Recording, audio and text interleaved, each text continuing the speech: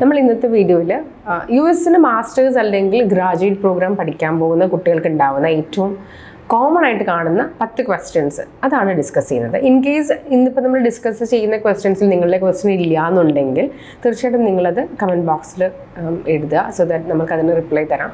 ഇതിപ്പോൾ നമ്മൾ short list ചെയ്തിരിക്കുന്നത് ടോപ്പ് 10 മോസ്റ്റ് ആസ്ക്ഡ് ക്വസ്റ്റ്യൻസ് ആണ്. അതിൽ ഓൾമോസ്റ്റ് യു എസിൻ്റെ എല്ലാ പ്രൊസീജിയേഴ്സും തന്നെ ഇൻവോൾവ് ആണ്. അപ്പം ഇതൊരു ബ്രീഫ്ലി ഡിസ്ക്രൈബ് ചെയ്യുന്നുണ്ട് മൊത്തം പ്രൊസീജിയേഴ്സ്. ഏറ്റവും ആദ്യത്തെ ക്വസ്റ്റ്യൻ, എന്തുകൊണ്ട് യു എസിൽ പഠിക്കാനായിട്ട് പോകണം? പലപ്പോഴും കുട്ടികൾക്ക് ഉണ്ടാകുന്ന ഒരു കമ്പാരിസൺ പലപ്പോഴും വരാറുണ്ട് ആ ഒരു ക്വസ്റ്റ്യൻ്റെ അകത്ത്. Why U S A, why not UK, why not Australia, why not Ireland or New Zealand or Canada?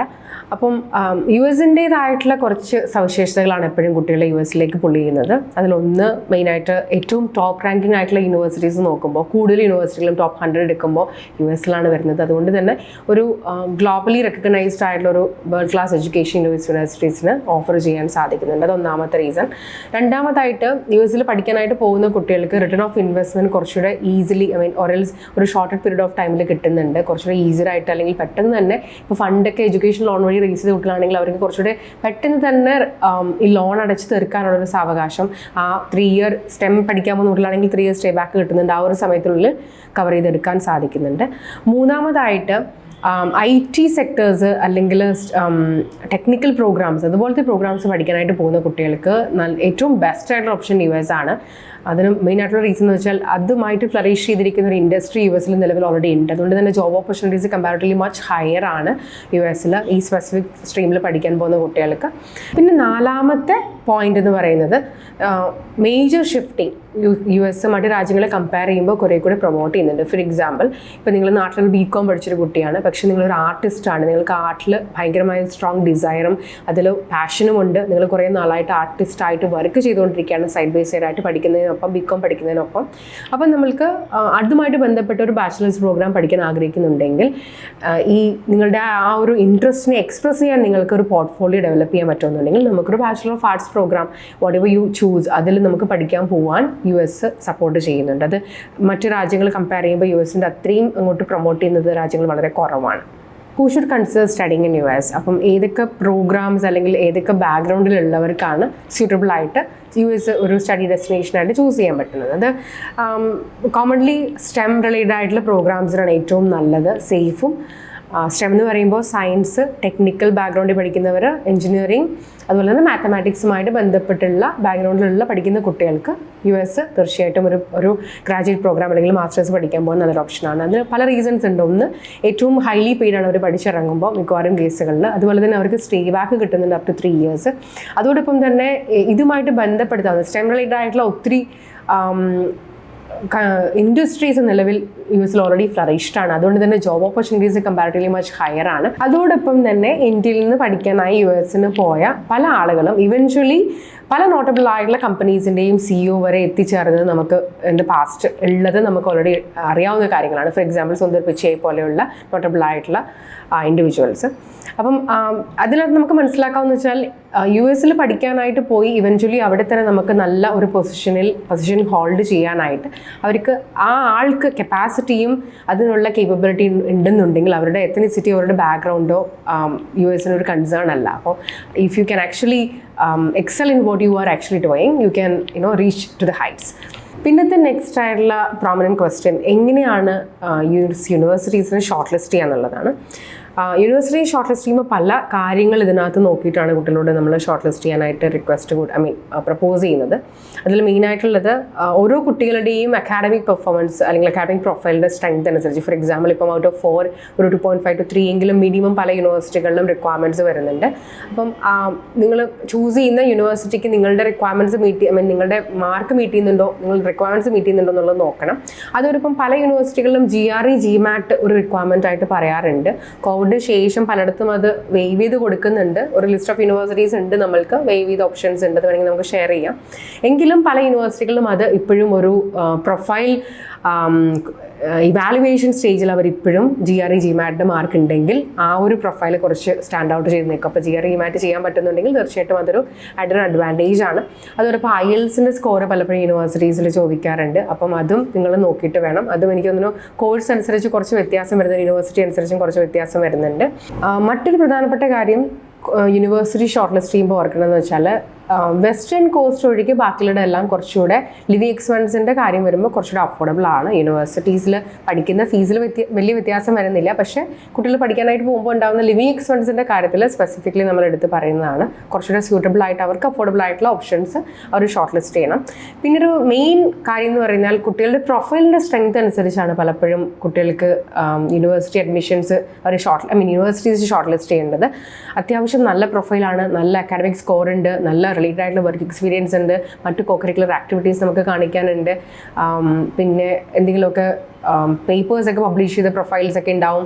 പിന്നെ അതുപോലെ എന്തെങ്കിലുമൊക്കെ അച്ചീവ്മെൻറ്റ്സ് നമുക്ക് കാണിക്കാൻ പറ്റുന്ന പ്രൊഫൈൽസ് ആണെങ്കിൽ you should not hold you back. തീർച്ചയായിട്ടും ഏറ്റവും നല്ല ബെസ്റ്റ് യൂണിവേഴ്സിറ്റീസിൽ തീർച്ചയായിട്ടും അപ്ലൈ ചെയ്യുക. മോസ്റ്റ് പ്രോബ്ലി അവർക്ക് എന്തെങ്കിലും തരത്തിലുള്ള ഫിനാൻഷ്യൽ എയ്ഡും ഒക്കെ യൂണിവേഴ്സിറ്റിയുടെ ഭാഗത്ത് നിന്ന് കിട്ടാറുണ്ട്. അതുപോലെ തന്നെ അഡ്മിഷൻസിനും വലിയ കൺസേൺസ് അങ്ങനെ ഉള്ള കേസുകൾ ഉണ്ടാവാറില്ല.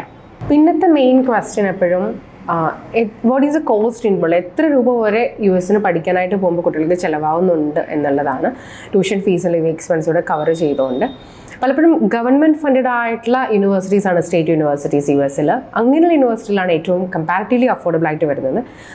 എങ്കിലും മറ്റ് അതായത് പ്രൈവറ്റ് യൂണിവേഴ്സിറ്റീസും ഉണ്ട്. പ്രൈവറ്റ് യൂണിവേഴ്സിറ്റീസ് അത്യാവശ്യം നല്ല, ഫോർ എക്സാമ്പിൾ ഇപ്പം ഹാർവർഡ് യൂണിവേഴ്സിറ്റി, MIT ഒക്കെ എടുക്കുമ്പോൾ അതൊക്കെ പ്രൈവറ്റ് യൂണിവേഴ്സിറ്റീസ് ആണ്. പക്ഷേ അവിടെയൊക്കെ ഫീസും കമ്പാരിറ്റീവ്ലി കൂടുതലാണ്. എങ്കിൽ പോലും അവിടെ സ്കോളർഷിപ്പ് കിട്ടാനുള്ള ചാൻസസും ഹയർ ആണ്, സ്കോളർഷിപ്പിൻ്റെ എമൗണ്ടും ഹൈ ആണ്. കുട്ടികൾ അവിടെ എൻറോൾ ചെയ്തതിന് ശേഷം ഇവൻച്വലി പിറകെയാണല്ലോ അവർക്ക് സ്കോളർഷിപ്സിന് അപ്ലൈ ചെയ്തുകൊണ്ടിരിക്കാം. അപ്പോൾ ഇവൻച്വലി അവർക്ക് കുറച്ചുകൂടെ സബ്സിഡൈസ്ഡ് ആയിട്ടുള്ള റേറ്റിൽ കുറച്ചുകൂടെ ഹയർ റാങ്കിങ്ങുള്ള യൂണിവേഴ്സിറ്റിയിൽ പഠിച്ചിറങ്ങാനൊരു ഓപ്ഷനും അങ്ങനെയും കിട്ടുന്നുണ്ട്. ഹൗവർ US പഠിക്കാനായിട്ട് പോകുന്ന കുട്ടികൾക്ക് ഓൺ ആൻ ആവറേജ് ഒരു 40 to 45 lakhs വരെയൊക്കെ കാണപ്പെടാറുണ്ട് ഫീസ്, ട്യൂഷൻ ഫീസും ലിവിങ് എക്സ്പെൻസിൻ്റെ കൂടെ. പക്ഷേ എന്നാലും 35 lakhs മുതൽ 60 lakhs വരെയുള്ള റേഞ്ചിൽ ട്യൂഷൻ ഫീസും ലിവിങ് എക്സ്പെൻസും നമുക്ക് കവർ ചെയ്യാവുന്ന ഓപ്ഷൻസ് ഉണ്ട് US. അഞ്ചാമത്തെ മെയിൻ പോയിന്റ് എന്ന് വെച്ചാൽ എത്രയൊക്കെ ഇൻടേക്കുകളാണ് US ഉള്ളത്, ഏതാണ് ഒരു കുട്ടി ചൂസ് ചെയ്യേണ്ട ഇൻടേക്ക്. പലപ്പോഴും കുട്ടികളുടെ ഒരു കൺസേൺ ആണ്. ശരിക്കും US fall ഇൻടേക്ക് ഉണ്ട്, സ്പ്രിംഗ് ഇൻടേക്ക് ഉണ്ട്, ഒരു സമ്മർ ഇൻടേക്ക് ഉണ്ട്. ഫോളും സ്പ്രിങ്ങും വളരെ പ്രോമിനൻ്റ് ആയിട്ടുള്ള ഇൻടേക്സ് ആണ്. സമ്മർ ഇൻടേക്ക് വളരെ മൈനറാണ്. ഏറ്റവും കൂടുതൽ കുട്ടികൾ കയറി പോകുന്നത് പലപ്പോഴും ഫോളിലാണ്. ശരിക്കും അതിനൊരു മെയിൻ റീസൺ എന്ന് വെച്ചാൽ പലപ്പോഴും കുട്ടികളുടെ സ്റ്റുഡൻറ്റ് ലൈഫ് കുറച്ചുകൂടി ഈസിയറാണ് ഫോളിൽ പോകുമ്പോൾ. അതിന് മെയിനായിട്ട് 2 റീസൺ. ഒന്ന്, ഫോളിൽ പഠിക്കാനായിട്ട് പോകുന്ന കുട്ടികൾക്ക് ഇൻ ക്യാമ്പസ് ജോലികളുടെ വേക്കൻസീസ്, കുട്ടികൾ കോഴ്സ് കംപ്ലീറ്റ് ചെയ്ത് പോകുന്നത് കൂടുതലും ഫോളിലാകുമ്പോൾ ഫോളിൽ അവർക്ക് ഒരു ജോലിയിലേക്ക് എൻ്റർ ചെയ്യാനുള്ള വേക്കൻസീസ് കമ്പാരിറ്റീവ്ലി കൂടുതലാണ് ഫോളിൽ. മറ്റൊരു മെയിൻ റീസൺ കുട്ടികൾ വോളണ്ടിയർക്ക് പ്രിഫർ ചെയ്യാൻ ഉള്ളതെന്ന് വെച്ചാൽ ഇന്റേൺഷിപ്പിന് പോകുമ്പോൾ കുട്ടികൾ പഠിക്കാൻ US ചെന്ന് 9 മാസത്തിന് ശേഷമാണ് അവർക്ക് ഇന്റേൺഷിപ്പ് സ്റ്റാർട്ട് ചെയ്യാൻ പറ്റുള്ളൂ. മിനിമം 9 months ആണ്. അപ്പോൾ ഫോളിൽ പോകുമ്പോൾ ആ 9 months പീരീഡ് മീറ്റ് ചെയ്യാൻ കുറച്ചൊരു എളുപ്പമാണ്. സ്പ്രിംഗ് വരുമ്പോൾ പോസിബിളി ഇമ്മീഡിയറ്റ് ആയിട്ടുള്ള ഇന്റേൺഷിപ്പ് ഓപ്ഷൻ അവർക്ക് മിസ്സാവാൻ സാധ്യതയുണ്ട്. പിന്നെ അവർ അടുത്ത ഇതിലേക്ക് വെയിറ്റ് ചെയ്യേണ്ടി വരും. അപ്പോൾ അതും ഫോളിൽ കുട്ടികൾ കൂടുതൽ കയറി പോകാനായിട്ടുള്ള മറ്റൊരു റീസൺ ആണ്. പിന്നത്തെ മെയിനായിട്ട് നമ്മൾ കാണുന്ന ക്വസ്റ്റ്യൻ കുട്ടികൾക്ക് ഈ OPT എന്താണ്, stayback എന്താണ്, അങ്ങനെയുള്ള കുറച്ച് കൺഫ്യൂഷൻസ് ആണ്. OPT എന്ന് പറയുന്നത് ഒപ്റ്റിക്കൽ പ്രാക്ടിക്കൽ ട്രെയിനിങ് എന്ന് പറയുന്ന കോൺസെപ്റ്റാണ്. ശരിക്കും കുട്ടികൾ പഠിച്ച് ഇറങ്ങിക്കഴിയുമ്പോൾ നമ്മൾ മറ്റു രാജ്യങ്ങളിൽ stayback എന്ന് പറയുന്ന അതേ ഒരു കോൺസെപ്റ്റ് പോലെ തന്നെ ഇതും വരുന്നത്. സ്റ്റെം റിലേറ്റഡ് ആയിട്ടുള്ള പ്രോഗ്രാംസിന് നോൺ സ്റ്റെം പ്രോഗ്രാംസിനും 1 year ആണ് ശരിക്കും കുട്ടികൾക്ക് stayback കിട്ടുന്നത്, അല്ലെങ്കിൽ OPT ചെയ്യാൻ സാധിക്കുന്നത്. പക്ഷേ സ്റ്റെം പഠിക്കാനായി പോയ കുട്ടികൾക്ക് ഈ 1 yearൻ്റെ OPTക്ക് ശേഷം എക്സ്റ്റെൻഡ് ചെയ്ത് ഒരു 2 വർഷം ആഡ് ഓൺ ചെയ്ത് അപ് ടു 3 years വരെ OPTയിൽ നിൽക്കാനുള്ളൊരു ഓപ്ഷൻ കൊടുക്കുന്നുണ്ട്. ഈ സമയത്ത് ഈ 3 വർഷം അപ് ടു 3 years ആ ഒരു സമയത്തിനുള്ളിൽ കുട്ടികൾക്ക് 3 തവണ H1B വിസ ആപ്ലിക്കേഷൻ, അതായത് H1B വിസ ആപ്ലിക്കേഷൻ പ്രോസസ്സിലേക്ക് ലോട്ട് സിസ്റ്റം വഴിയാണെങ്കിലും സെലക്റ്റഡ് ആവാനായിട്ടൊരു ഓപ്ഷൻ വരുന്നുണ്ട്. ആ 3 വർഷത്തിനിടയിൽ 3 തവണയാണ് നമുക്ക് അപ്ലൈ ചെയ്യാൻ സാധിക്കുന്നുള്ളൂ. അതിൽ ഒരു H1B വിസ കുട്ടിക്ക് കിട്ടിയാൽ, ആപ്ലിക്കൻറ്റിന് കിട്ടിയാൽ സേഫ് ആണ്. അതർവൈസ് അവിടെ ഒരു ചെറിയൊരു റിസ്ക് വരുന്നുണ്ട്. ബേസിക്കലി ഈ ഒരു റിസ്ക് ആണ് ആകെ US കോൺസെപ്റ്റ് വരുമ്പോൾ കുട്ടികൾക്ക് പലപ്പോഴും റിസ്ക് ആയിട്ട് തോന്നാറുള്ളതും.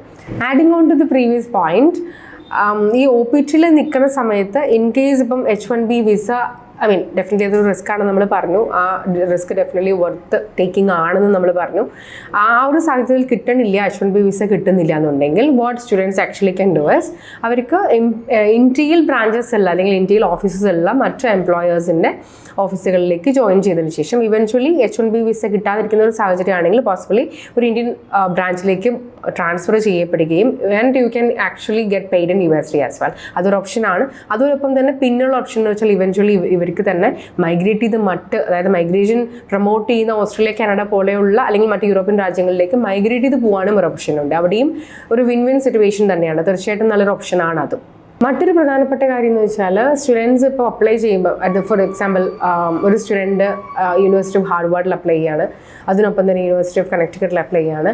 അപ്പം ഈ സ്റ്റുഡൻറ്റ് സൈമൾട്ടേനിയസ്ലി അന്തരം നിൽക്കുന്ന 2 യൂണിവേഴ്സിറ്റിയിൽ അപ്ലൈ ചെയ്യുമ്പോൾ ഒന്നുകിൽ ഈ സ്റ്റുഡൻറ്റിന് റാങ്കിങ് കുറവുള്ള യൂണിവേഴ്സിറ്റിയിൽ നിന്ന് ഒരു റിജക്ഷൻ വരാൻ സാധ്യതയുണ്ട്, ബിക്കോസ് ഈ student is eligible for A better university. അല്ലെങ്കിൽ ഈ സ്റ്റുഡൻറ്റിന് നല്ലൊരു സ്കോളർഷിപ്പ് പാക്കേജ് കൂടി ഒരു ബെറ്റർ ആയിട്ടുള്ള ഓഫർ ഈ സ്റ്റുഡൻറ്റ് കിട്ടാനൊരു ഓപ്ഷൻ ഉണ്ട്. അപ്പോൾ അങ്ങനെ വരുമ്പോഴും കുട്ടികൾക്ക് അത്യാവശ്യം നല്ലൊരു പാക്കേജിൽ പഠിച്ചിറങ്ങാനുള്ളൊരു ഓപ്ഷൻ കിട്ടുന്നുണ്ട്. ഇതിനൊപ്പം തന്നെ കുട്ടികൾ പഠിക്കാനായിട്ട് പോകുമ്പോൾ പഠിക്കാൻ ജോയിൻ ചെയ്തതിന് ശേഷവും പിന്നീടും യൂണിവേഴ്സിറ്റിയുടെ പോർട്ടലുകളിൽ കയറുമ്പോൾ അവിടെ സ്കോളർഷിപ്പ് ഓപ്ഷൻസ് പിന്നെയും എപ്പോഴും ഓപ്പൺ ആയി വരാറുണ്ട്. അപ്പോൾ അതൊന്ന് നോക്കി അതനുസരിച്ച് ആപ്ലിക്കേഷൻ പ്രോസസ്സ് ചെയ്താൽ പിന്നീടാണെങ്കിലും കുട്ടികൾക്ക് സ്കോളർഷിപ്സ് കിട്ടുന്നുണ്ട്. I mean even after joining the course they are still eligible for scholarships. അതോടൊപ്പം കുട്ടികൾ യൂണിവേഴ്സിറ്റി ഷോർട്ട് ലിസ്റ്റ് ചെയ്യുമ്പോൾ അവർക്ക് ചെയ്യാവുന്ന വേറൊരു കാര്യം എന്ന് വെച്ചാൽ പല യൂണിവേഴ്സിറ്റികളിലും, നോട്ട് ഓൾ ഓഫ് ദം, പല യൂണിവേഴ്സിറ്റികളിലും ഗ്രാജുവേറ്റ് അപ്രന്റീസ്ഷിപ്പ് അല്ലെങ്കിൽ ടീച്ചിങ് അസിസ്റ്റൻഷിപ്പ് അങ്ങനെയുള്ള പോസ്റ്റുകളിൽ കുട്ടികൾക്ക് വർക്ക് ചെയ്യാനൊരു ഓപ്ഷൻ കൊടുക്കുന്നുണ്ട്. അങ്ങനെ വർക്ക് ചെയ്യുമ്പോൾ ഇവർക്ക് സ്റ്റൈഫൻഡ് കിട്ടുന്നുണ്ട്. അതിനൊപ്പം തന്നെ ഈ കുട്ടികളുടെ ഫീസ്, ചില യൂണിവേഴ്സിറ്റികളിലൊക്കെ ഫീസ് ഒരു ഡൊമസ്റ്റിക് സ്റ്റുഡൻറ്റ് ഫീസിൽ പഠിച്ചിറങ്ങാനൊരു ഓപ്ഷൻ വരുന്നുണ്ട്. അതും ഒരു ആക്ച്വൽ ഫൈനാൻഷ്യൽ എയ്ഡാണ് കുട്ടികൾക്ക് ശരിക്കും. അപ്പോൾ ഇവൻച്വലി കുട്ടികൾക്ക് പഠിച്ചിറങ്ങുമ്പോൾ വലിയൊരു എമൗണ്ട് ഇല്ലാതെ തന്നെ ഒരു അഫോർഡബിൾ ആയിട്ടുള്ള റേറ്റിൽ പഠിച്ചിറങ്ങാൻ ഉള്ളൊരു ഓപ്പർച്യൂണിറ്റിയാണിത്. പിന്നെ ഇത് മെയിനായിട്ട് നമ്മൾ കാണുന്ന ക്വസ്റ്റ്യൻ എന്ന് വെച്ചാൽ US എവിടെ പഠിക്കാൻ പോകണം, ഏത് സ്റ്റേറ്റിൽ പോകണം. ശരിക്കും ഏത് സ്റ്റേറ്റിൽ പഠിക്കാൻ പോകുന്നതിനും കൺസേൺ ഇല്ല. കാരണം എല്ലാ സ്റ്റേറ്റിലും ഉള്ളൊരു സ്റ്റേറ്റ് യൂണിവേഴ്സിറ്റി ഉണ്ട്. അത് ഗവൺമെൻറ് ഫണ്ടഡ് ആണ്, ടോപ്പ് റാങ്കിങ്ങുള്ള യൂണിവേഴ്സിറ്റീസ് ആണ്. എങ്കിലും കുട്ടികൾക്ക് Chicago, California, Boston, Arizona, New York, Texas അങ്ങനെ എവിടെ വേണമെങ്കിലും പഠിക്കാനായിട്ട് പോകുന്നതിന് കൺസേൺ ഇല്ല. ഇവിടെ എല്ലാം സ്റ്റേറ്റ് യൂണിവേഴ്സിറ്റീസ് ഉണ്ട്, റാങ്കിങ് ഉള്ള യൂണിവേഴ്സിറ്റീസ് ആണ്. വെറെവർ ആക്ച്വലി ദിസ് അവർക്ക് അവരുടെ പ്രൊഫൈലിൽ സ്യൂട്ട്സ് ആവുന്നോ അതനുസരിച്ച് അവർക്ക് ചൂസ് ചെയ്യുന്നതിന് കുഴപ്പമുണ്ടാവില്ല. ഇനി ഏറ്റവും കൂടുതൽ ചോദ്യം പിന്നെ നമ്മൾ കണ്ടുവരുന്നത് കുട്ടികൾക്ക് കൺഫ്യൂഷൻ ഉണ്ടാകുന്നത് എന്താണ് ഈ I-20 കിട്ടാനുള്ള പ്രോസസ്സ് എന്താണ്, ശരിക്കും I-20 എന്തിനാണ്, അങ്ങനെയുള്ള കുറച്ച് കൺസേൺസ് ഉണ്ട്. ശരിക്കും I-20 എന്ന് പറയുന്നത് ഇപ്പോൾ ഒരു കാനഡയ്ക്ക് പോകുന്ന കുട്ടികളാണെങ്കിൽ ഒരു ലെറ്റർ ഓഫ് അക്സെപ്റ്റൻസ് കോളേജിൽ നിന്ന് കിട്ടുന്ന പോലെ തന്നെയാണ് UK CAS കിട്ടുന്ന പോലെയാണ്, ഓസ്ട്രേലിയക്ക് കൺഫർമേഷൻ ഓഫ് എൻറോൾമെൻറ്റ് കിട്ടുന്ന പോലെ US നിന്നും വിസ ആപ്ലിക്കേഷൻ ലോഡ്ജ് ചെയ്യാനായിട്ട് കൊടുക്കുന്ന ഒരു ഡോക്യുമെൻ്റാണ് I-20. യൂണിവേഴ്സിറ്റീസ് I-20 ഇഷ്യൂ ചെയ്യണമെന്നുണ്ടെങ്കിൽ പലപ്പോഴും നമ്മളുടെ ഫിനാൻഷ്യൽ ഡോക്യുമെന്റ്സ്, എവിടെ നിന്നാണ് ഫണ്ട്, ആ ഫണ്ടിന്റെ മെച്യൂർഡ് ആയിട്ടുള്ള ഡോക്യുമെന്റ്സ് അതെല്ലാം കാണിച്ചാൽ മാത്രമേ I-20 യൂണിവേഴ്സിറ്റീസ് ഇഷ്യൂ ചെയ്യുന്നുള്ളൂ. സിമിലർ പ്രോസസ്സ് ആണ് മറ്റു രാജ്യങ്ങളിലും വരുന്നത്. അപ്പം I-20 എന്നുള്ളൊരു പേര് പലപ്പോഴും കൺഫ്യൂഷൻ ഉണ്ടാക്കുന്നുണ്ട്. അപ്പോൾ ഇതാണ് ശരിക്കും I-20 കിട്ടിക്കഴിഞ്ഞാൽ പിന്നെ ബാക്കിയുള്ള വിസ ഡോക്യുമെന്റ്സുമായിട്ട് വിസയ്ക്ക് സബ്മിറ്റ് ചെയ്യാം കുട്ടികൾക്ക്. വിസ പ്രൊസീജിയറിലേക്കാണ് പിന്നെ നമ്മൾ നീങ്ങുന്നത്. ഏറ്റവും അവസാനമായിട്ട് നമ്മൾ ഡിസ്കസ് ചെയ്യുന്നത് വാട്ട് എക്സാക്ട്ലി ഈസ് കോ-ഓപ്പ്.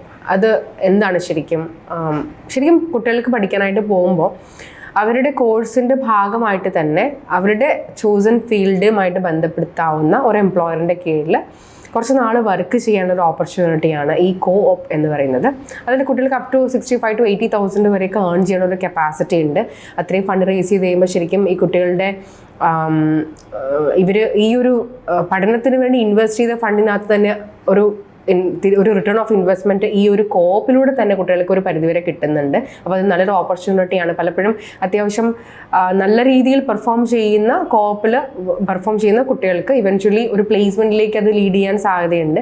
അതുപോലെ തന്നെ കുട്ടികൾ അവർ തന്നെ അപ്ലൈ ചെയ്യേണ്ടി വരും എപ്പോഴും ഈ കോപ്പിന്. മിക്കവാറും കോപ്പ് എന്ന് പറയുന്ന കോൺസെപ്റ്റ് യൂണിവേഴ്സിറ്റി തന്നെ അപ്ലൈ ചെയ്ത് കൊടുക്കുന്ന ആവണം നിർബന്ധമില്ല. കൂടുതൽ കേസിലും കുട്ടികൾ തന്നെ അപ്ലൈ ചെയ്യുന്നതാണ്. ഇന്നത്തെ വീഡിയോയിൽ നമ്മൾ മോസ്റ്റ് സോർട്ട് ആയിട്ടുള്ള കുറച്ച് ക്വസ്റ്റ്യൻസ് മാത്രമാണ് US കവർ ചെയ്തിരിക്കുന്നത്. ഇൻ കേസ് നിങ്ങളുടെ ക്വസ്റ്റ്യൻസ് ഇതിൽ ഉൾപ്പെടുന്നില്ല എന്നുണ്ടെങ്കിൽ തീർച്ചയായിട്ടും നിങ്ങൾ കമൻറ്റ് ചെയ്താൽ അതിനെക്കുറിച്ച് നമുക്ക് ഡിസ്കസ് ചെയ്യാവുന്നതാണ്. And if you have further questions on that definitely request അനുസരിച്ച് നമ്മൾ ഡൗൺ ദ ലൈൻ മറ്റു വീഡിയോസും ചെയ്യുന്നതായിരിക്കും.